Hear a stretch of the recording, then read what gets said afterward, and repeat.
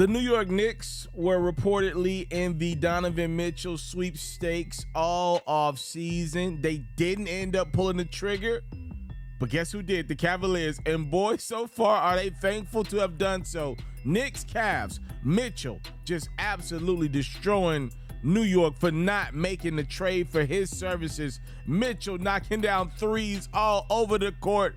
It's the Cavs with the early 10-point lead. Second quarter we go. New York Knickerbockers make a run at it. It's OB Toppin throwing it down in transition.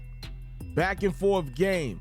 It's Mitchell keeping it for himself and scoring it himself. That's an and one.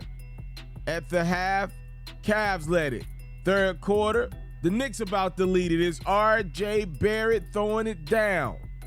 More Knick basketball. Jalen Brunson had himself a third. He scored 12 in the frame, 16 for the game. The Knicks are up by 9.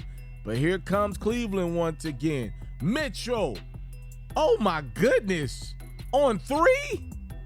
And then the 3-point ball resurges for the Cavs. Mitchell with the 4-point play. Look at Mitchell finding Kevin Love. He knocked down back-to-back 3-pointers. That one puts the Cavs back out in front.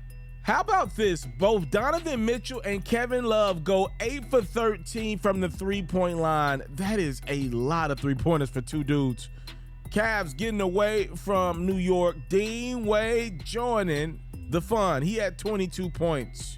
Kevin Love, 3 of his 29 points, about to close this highlight out as the Cavs close out a dub at home. Yeah, the tongue is out. This is the best basketball Kevin Love has played in years. Donovan Mitchell had a career-high 12 assists. Also had the audacity to get you 38 points. The Cavs win by 13. Well, Knicks, y'all done it now. For the next 10 years, y'all got to watch a homegrown kid that clearly wanted to be a part of y'all organization, even admitted that he thought he'd be traded to y'all organization. Y'all got to watch him light y'all up 3 to 4 times a year. And as a consolation prize, y'all got Jalen Brunson, who I don't believe is going to be a guy that ages poorly, but I don't think he's going to age greatly either. He's a below-the-rim player. He's a savvy guy that, hey, he can do what he does for the next 10, 12 years. Score the rock, dish the ball, but at some point it's going to be very Mike Conley-esque. And no disrespect to Mike Conley. Anybody that watches basketball, y'all know what I mean by that. You know, always doing the job that's asked of them, but never overwhelms you. You think Memphis is thinking about Mike Conley as they got Ja Morant right now? No. The Knicks, you think they want Jalen Brunson over Donovan Mitchell? Now, history's not going to look well for New York. I'm going to tell you why.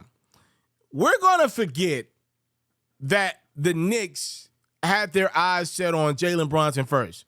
We're going to forget that Donovan Mitchell became available later in the offseason, summer 2022. We're not going to remember all that. What we're going to remember, though, is in the offseason, the Knicks left, no matter how we got there, with Jalen Brunson over Donovan Mitchell. Again, history's not going to favor the Knicks having Jalen Brunson locked up because of the dad being in the organization. That we're not going to remember a lot of that stuff. What we're going to remember is in one offseason, there were 2 guards interested in the New York Knicks, Jalen Brunson and Donovan Mitchell, and it feels like a trade could have been made for Mitchell.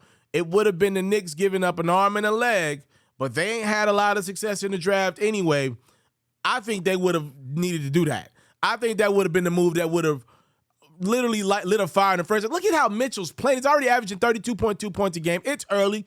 The Cavs ain't even worked Darius Garland in their lineup. Not only is Mitchell playing well, he's got that bounce, and he represents the game of tomorrow. He can explode, and he knocked down a 3-pointer at an exceptional clip. You need a guy like that in your organization. You can't go find that in every draft. What Mitchell, he's still young.